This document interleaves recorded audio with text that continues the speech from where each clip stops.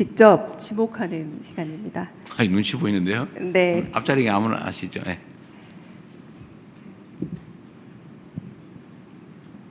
네, 대통령님 감사합니다. 아시아경제 임철영 기자입니다. 이게 여러 분야가 얽혀 있긴 한데 그 최근에 관세 문제가 다시 네. 부상하고 있어서요. 그 미국의 반도체 100% 관세부가 위협에 대한 이야기들이 나오고 있는데 이게 통상 문제와 관련해서 이렇게 새로운 국면에 진입한 걸로 봐야 될지. 왜냐하면 어제와 오늘 새벽 이렇게 보면 그 국채 금리가 갑자기 발작을 일으키는 이런 상황들도 저기 관측이 됐고요. 이와 관련해서 앞서 저희가 팩트시트를 통해서 관세와 관련해서는 대부분 저희가 마무리를 했는데 이거를 신뢰하고 앞으로 가도 될지 대통령님의 어떤 구상이 앞으로의 구상과 어떤 계획이 궁금합니다. 네, 지금은 예측 불가능 시대죠. 아무도 예측할 수 없어요. 뭐 베네수엘라 거기에 대통령이 다른 나라에 잡혀가는 거 쉽게 상상하기 어렵죠. 또 80년 우방인 유럽과 미국이 영토를 놓고 자칫 전쟁을 벌일지도 모르는 상황. 프랑스 대통령이 뭐라고 무슨 평화위원회인가 참여 안 한다고 그랬다가 프랑스의 관세를 중화부담하기로 한다는 얘기도 있더군요. 모든 게 예측 불능의 사회죠. 제가 전에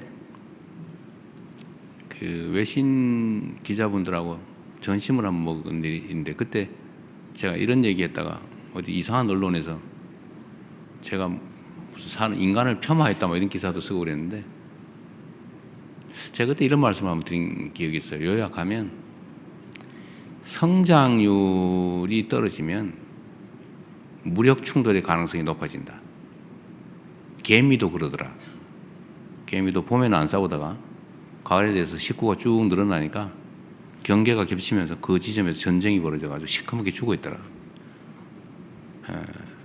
이게 이제 사람도 제국주의나 제국주의 충돌 이런 것도 결국 성장을 해서 계속 기회가 많아지고 나눌 게 많으면 평화롭게 지내다가 성장률이 떨어지고 더 이상 또 뭔가를 늘리기 어려운 상황이 되면 이제 서서히 충돌하고 대립이 격화되고 그러다 결국 물리적, 군사적 충돌로 대규모 충돌로 가는 게 인류 역사죠.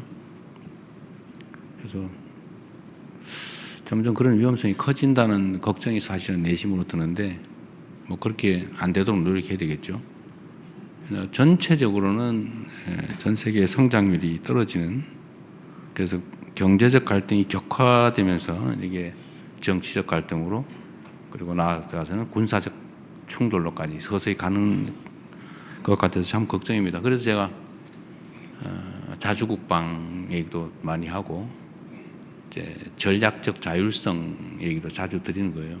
우리 대한민국이 세계 5위 군사 강국이기도 하고 그래서 방위산업을 제가 계속 육성해야 된다.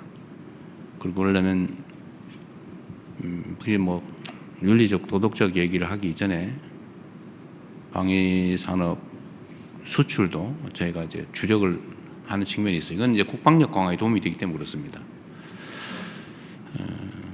그리고 이제 전략적 자율성도 최대한 확보해야 된다. 그리고 휘둘리지 않게 그 소위 말하는 이제 연루의 위험, 연루 위험을 최소화해야 된다. 그렇다고 우리 또 뭐 군사 안보적 용어로 뭐 방기, 그러니까 우리가 따로 완전히 막 배제돼서 소외되는 위험도 또 최소화해야 된다. 그건 대체 어떠란 말이냐? 연루도 되면 안 되고 방기도 되면 안 되고 균형을 잘 잡아야죠. 그래서 북익 중심의 실용 외교라고 하는 게 그냥 빈말이 아니라 정말로 중요한 시점이다. 현재 상태가. 앞으로 그 중요성은 점점 더 커져갈 거다. 이제 그런 생각을 하고 있습니다. 그 중에 이제 이 관세 문제도 한 부분이죠. 미국으로서야 뭐 미국의 경제 안정을 위해서 그 엄청난 재정 적자, 또 무역 적자, 뭐 이런 문제들, 또 국내 갈등, 양극화, 또 뭐 제조 붕괴 뭐 이런 여러 가지 문제들 어쨌든 해결하려고 보니까 좀 무리를 하게 되는 것 같고 그게 이제 다른 국가들이 이런 압력으로 나타나고 있습니다. 우리도 거기에 영향을 많이 받아서 어쨌든 그 상당히 오랜 기간 관세 통상 협상을 할 수밖에 없었죠.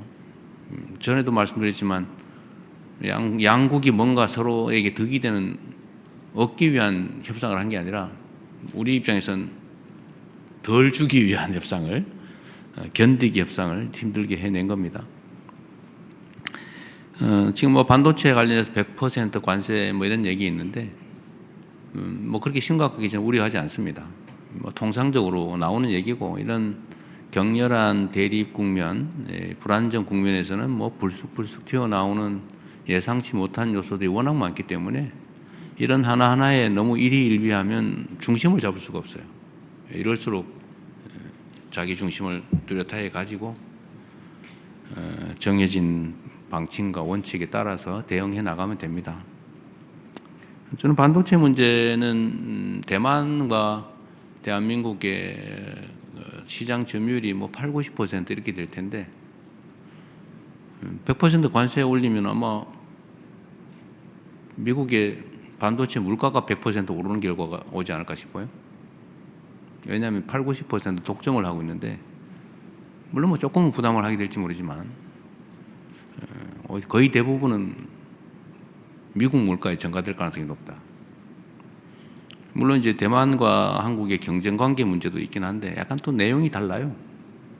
내용도 좀 다르고 또 대만보다는 불리하지 않게 하겠다고 하는 합의를 그때 이럴 경우를 대비해서 미리 다 합의를 해놨죠. 이럴 가능성이 있다고 그때 본 겁니다. 그래서 반도체는 다른 나라보다 불리하게 하지 않는다. 대만보다 불리하게 하지 않는다. 대만만큼은 불리하게 할 수 있다는 뜻이기도 하죠. 대만이 잘 견뎌내길 바랍니다. 그런데 이게 뭐 한 국가의 뜻대로 마음대로 되지는 않아요. 그게 뭐 미국에다가 반도체 공장 안 지으면 100% 올리겠다 이런 얘기도 있는 것 같은데 그건 협상 과정에서 나올 수 있는 여러 가지 얘기들이죠. 뭐 미국이야 반도체 공장을 미국에 많이 짓고 싶을 겁니다.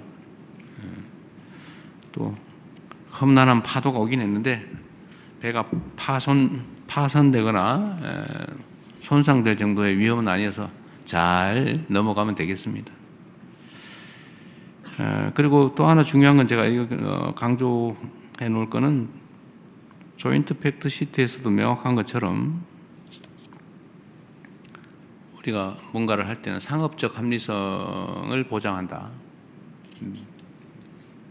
어쨌든 그게 제일 중요한 기준이 되겠습니다. 그래서 너무 걱정하지 않으셔도 되겠다. 또 우리 유능한 산업부 장관 또 협상팀들이 있기 때문에 잘 해낼 겁니다.